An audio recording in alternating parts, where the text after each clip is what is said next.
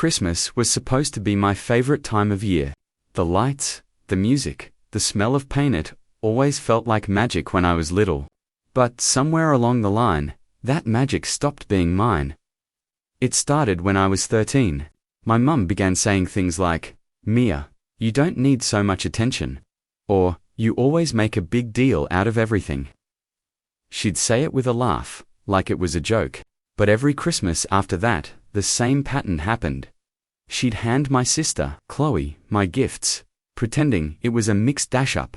By the time I turned 25, it wasn't a mistake anymore. It was tradition. Last year, I got a candle, one of those clearance ones that smells like burnt vanilla wine. Chloe got a designer purse with a note that said, "To my favorite girl." Mum winked at me and said, "Don't pout. Mia, you're always so extra about things." I smiled through it, like always, because what else was I supposed to do? But this year was different. Dad passed away 6 months ago, and Christmas felt hollow without him. He was the one who used to slip me an extra gift when Mum forgot. The one who said I reminded him of himself loud, creative, stubborn in the best way. So when Mum insisted we still have Christmas as usual, I agreed.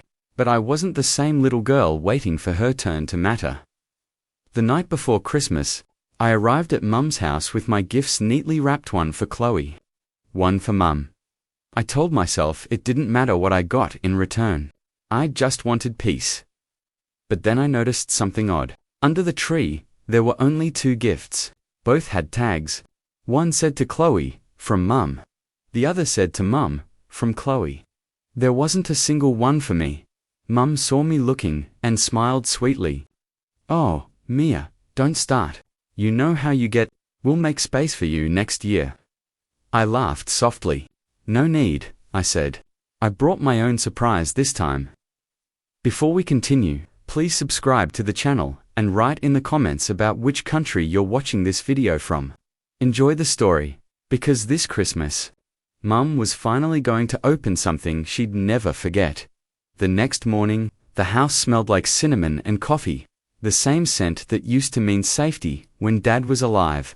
Mum hummed Christmas songs in the kitchen, pretending nothing was wrong, while Chloe scrolled through her phone by the tree, smiling like she already knew she was the favorite. I sat quietly on the couch, watching them.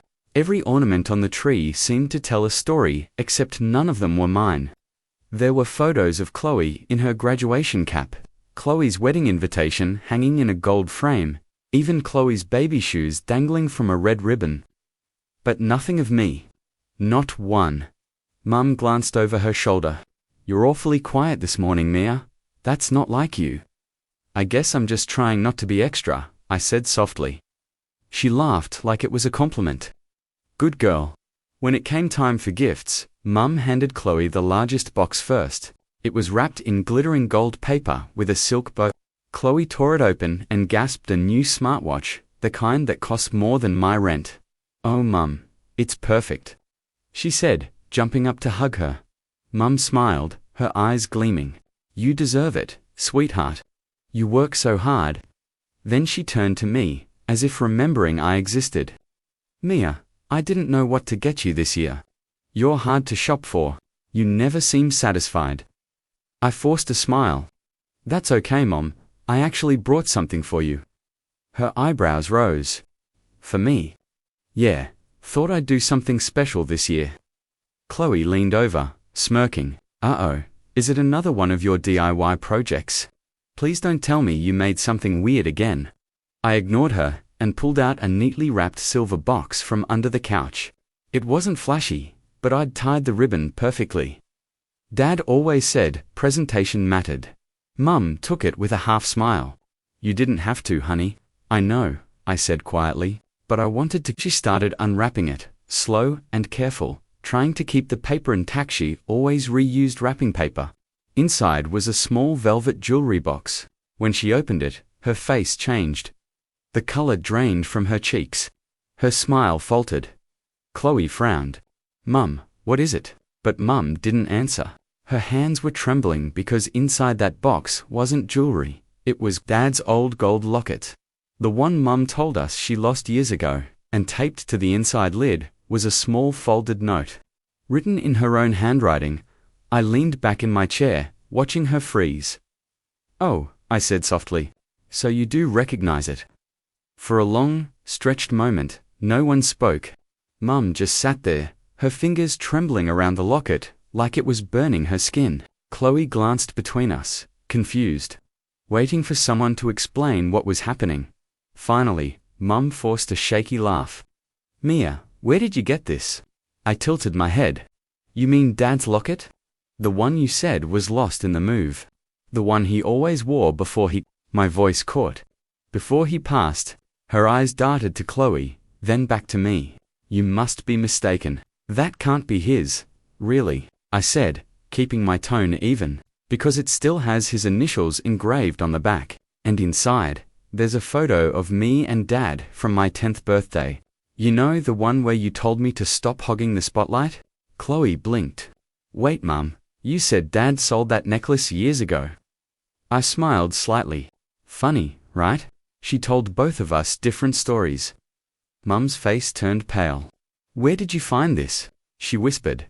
I reached into my pocket and pulled out the small note I'd taken from inside the box. "It was tucked right here," I said, holding it up. "Recognize the handwriting." She didn't answer, so I unfolded it and began reading aloud. "I can't do this anymore. I've hidden the locket where she'll never find it.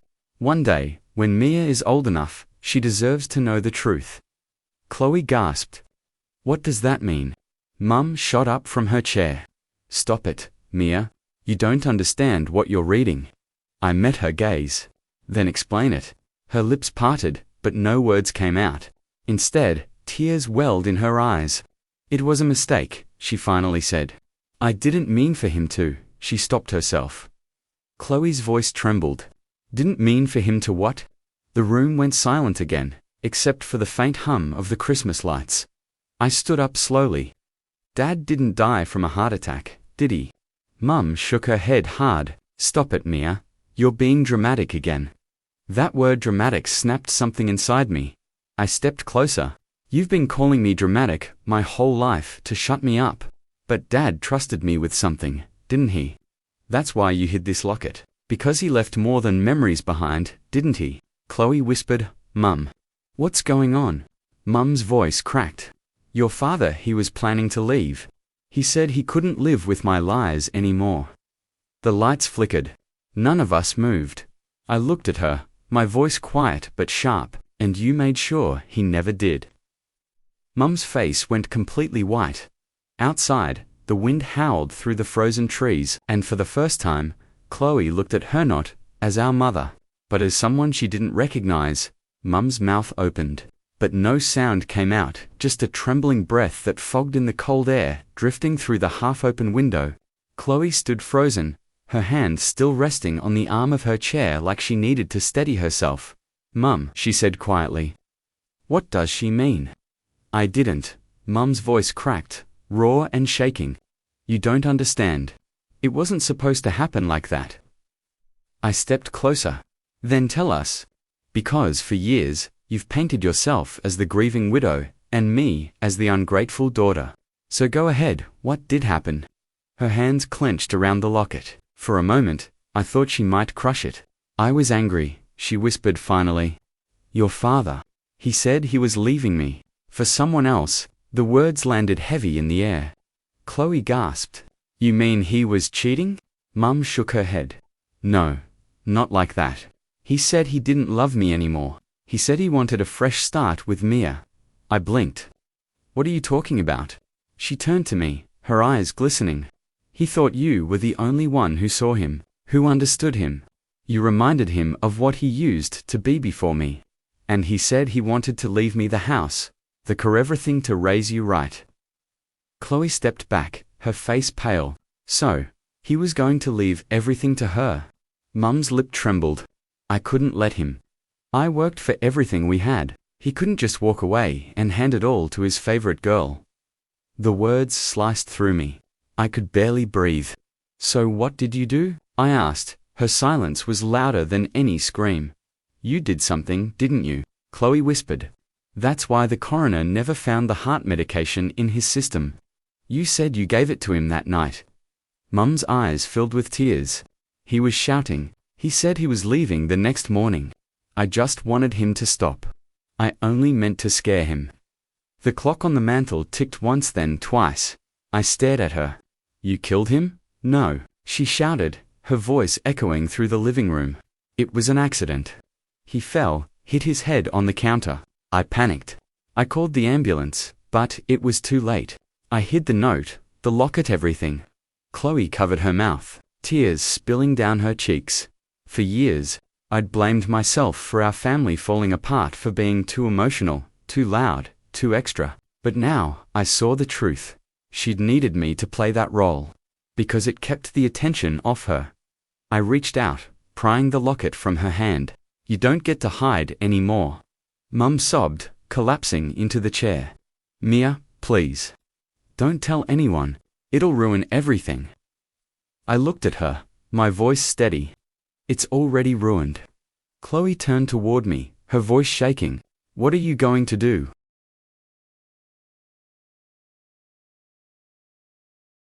I glanced down at the locket, then at Mum.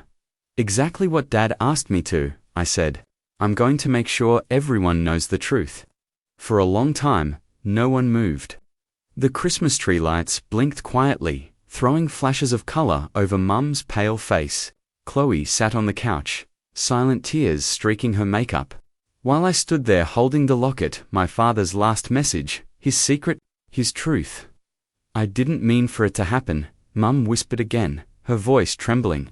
You have to understand, I loved him. I loved you girls. I stared at her, the weight of years pressing against my chest. You loved control, I said softly. You loved being the center of everything. Even now, it's about what you meant to do, not what you did. Chloe finally looked up. Mia, maybe we should just let it go. Dad's gone. Nothing can change that. I turned toward her, shaking my head. That's exactly what Mum's been counting on all these years. Silence, pretending. I'm done pretending. Mum stood, panic flashing in her eyes. Please, Mia, don't do this. I'll lose everything. I met her gaze, calm but unyielding. You already did. I took out my phone, opened the camera app, and pressed record. Mum's expression shifted from fear to disbelief. Mia, stop. But I didn't. I spoke clearly, my voice steady. This is my mother, confessing to what really happened to my father.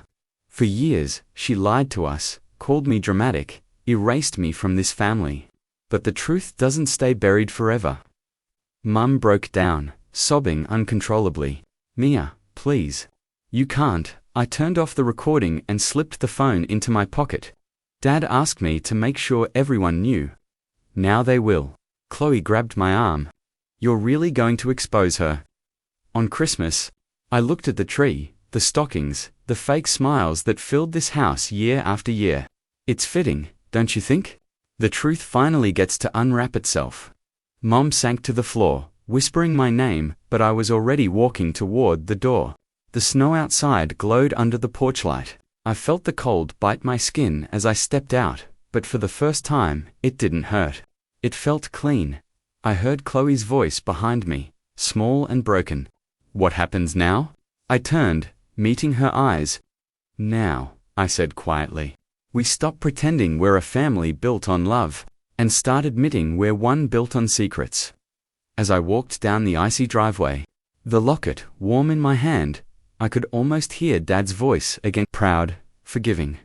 You always saw the truth. Mia, never stop. By morning, the confession video would be uploaded, forwarded to the police. And the past Mum worked so hard to bury would finally surface.